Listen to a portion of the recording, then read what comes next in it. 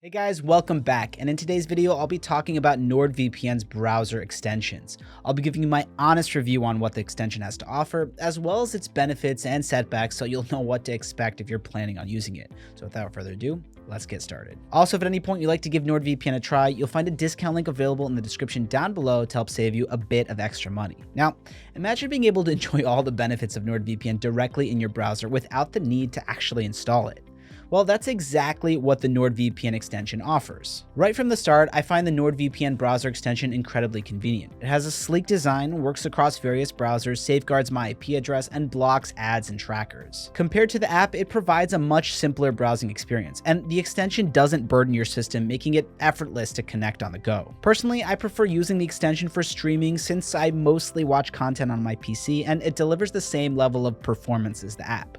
Now, while these benefits are impressive, it's worth noting that the extension functions as a proxy, which means it doesn't provide the same level of encryption as the NordVPN app.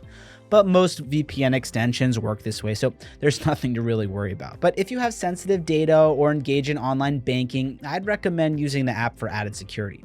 Apart from the encryption, the main difference between the NordVPN extension and the app lies in the features. The extension still offers split tunneling, which lets you apply the VPN connection only for specific websites. It also has Threat Protection Lite, which is a feature that lets you block ads, trackers, and potentially harmful websites and downloads.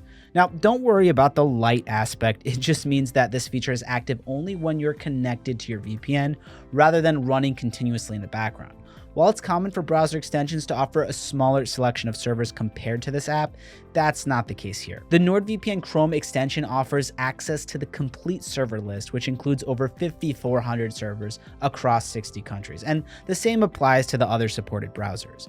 But what sets the extension back is that unlike the app version, it doesn't include a map. Still, the classic A to Z server list is still convenient to navigate, and locations that you usually like to choose are even displayed separately, which eliminates the need to search for them every time. Now, one major advantage the browser extension has is its ease of setup. The NordVPN extension supports Chrome, Firefox, and Edge browsers, and you can also download it through the Chrome extension store for Brave and Opera. But it's important to note that the NordVPN extension and app cannot work at the same time, but this is perfectly normal. You can only use either the app or the extension, not both simultaneously, since trying to use both at the same time would interfere with your connection. I understand that this can be confusing, especially considering the app is included in your subscription. To sum up, personally, I prefer to use the NordVPN extension to be a good option for everyday browsing and streaming. It offers all the benefits of the app seamlessly integrated into your browser. But when dealing with sensitive information, I still recommend using the app for added security. So if privacy and security are not your main concerns, the extension will do just fine. So that's going to be it for this video. Again, if you're interested in NordVPN, you'll find a link to pricing and discounts as well as in-depth reviews in the description down below. And feel free to comment below if you guys have any questions, as I love getting to interact with you. And of course, like and subscribe if you found this video to be helpful, or if you'd like to stay up to date with future videos. Guys, thanks so much for watching, and I'll see you in the next video.